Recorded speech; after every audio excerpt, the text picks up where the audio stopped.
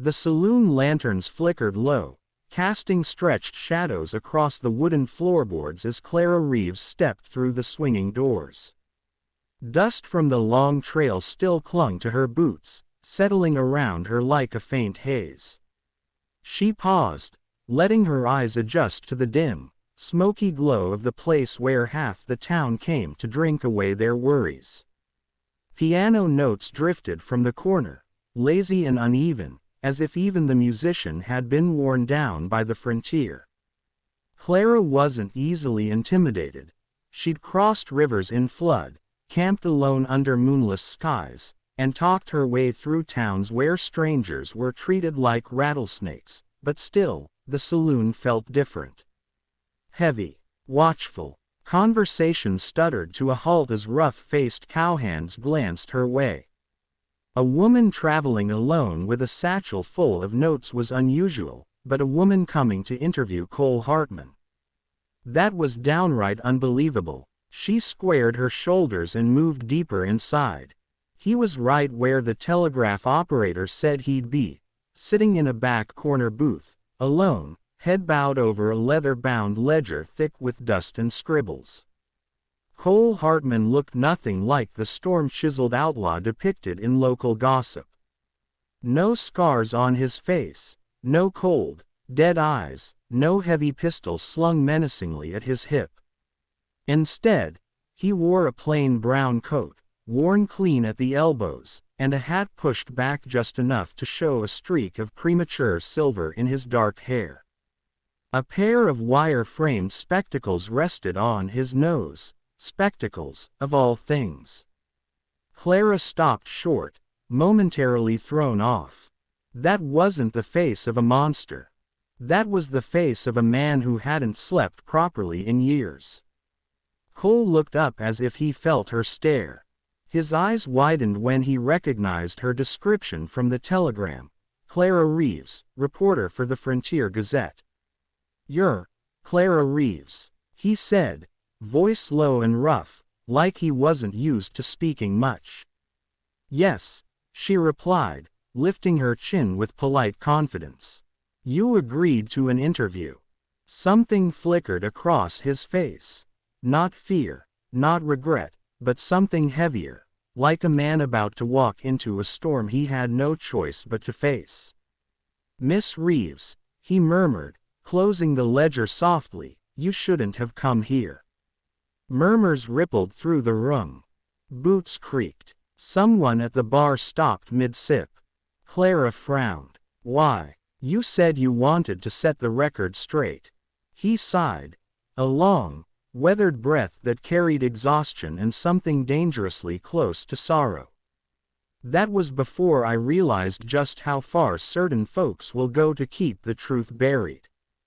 Before they saw your name on the register this morning." Clara felt a chill crawl up her spine. The saloon suddenly seemed colder. Cole reached into his coat and pulled out a sealed envelope, thick and worn at the edges, like it had been carried close to his heart for months. He slid it across the table to her, the sound loud enough to slice through the silence. "Whatever you've heard about me," he said, eyes steady, "I promise you, what's in that envelope is worse than any rumor. It's the truth they'll burn this whole town down to hide." The entire saloon froze. Clara swallowed hard, her pulse thundering in her ears. She had come seeking a story, but she had no idea she was walking straight into a secret that could shake the frontier to its core. Clara's fingers trembled slightly as she unfolded the papers from the envelope. She'd expected confessions, maybe proof of violence, land theft, or some explosive revelation that explained the fear surrounding Cole Hartman. But instead of darkness, she found drawings. Dozens of them. Each sketch was detailed, careful, and precise. Irrigation maps, water flow diagrams, hand-drawn plans for wooden channels, underground reservoirs, and wind-powered pumps. Not the scribbles of a dreamer, but the calculations of a man who knew the land better than the soles of his own boots. Clara blinked, stunned. "You designed all this. Cole nodded, his hands clasped tightly on the table as though steadying himself. Every page, every line. But why hide it? This could save half the ranches in Dakota Territory. Exactly, he murmured with a bitter smile.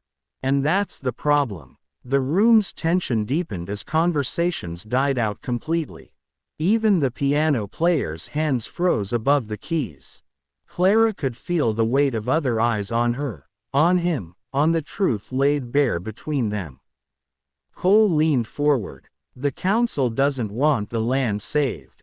They want it sold. There's a railroad company offering them more money than they'd ever earn from ranching or farming. They plan to sell the valley, every acre of it. He gestured toward the papers. If these plans went public, the folks here would fight to keep the land. They'd demand water rights, demand change. The council can't afford that. Clara felt the air leave her chest. This was bigger than rumors. Bigger than Cole. You tried to warn people? She asked softly. I did, Cole replied. But every time I tried to speak, they called me a liar. A cheat. They said I was planning to trap the town in debt and ruin. I was banned from meetings. Threatened. Then the whispers started. About my temper, my land disputes, the fights I never had. He shook his head slowly. Rumors stick faster than the truth out here. Clara looked at him. Really looked at him. Not as the reclusive rancher cloaked in mystery, but as a man carrying the weight of an entire valley on his shoulders with no one willing to see beyond the lies. This, she said, lifting the sketches carefully, is genius. And it's righteous. They can't bury something like this. Cole's jaw tightened. They already did, and if they know you're going to publish it, they'll come after you next. A murmur rippled through the saloon, but Clara didn't flinch. She had chased stories through territories where bandits ruled the night. She had written truths that powerful men tried to burn. This was no different. Cole, she said firmly, I'm publishing every word, every drawing, every number. People deserve to know what's been done to them. For a long moment, he said nothing. Then his shoulders dropped.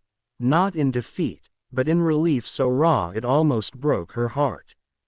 You don't know what you're stepping into, he whispered. Clara offered him a determined half-smile. I never do. But I step anyway. The saloon stirred. Men exchanged glances. A future, once hidden in shadows, suddenly felt possible. Cole Hartman, once feared, sat straighter, no longer a ghost of a rumor, but a man with truth on his side at last. And Clara Reeves knew one thing with absolute certainty.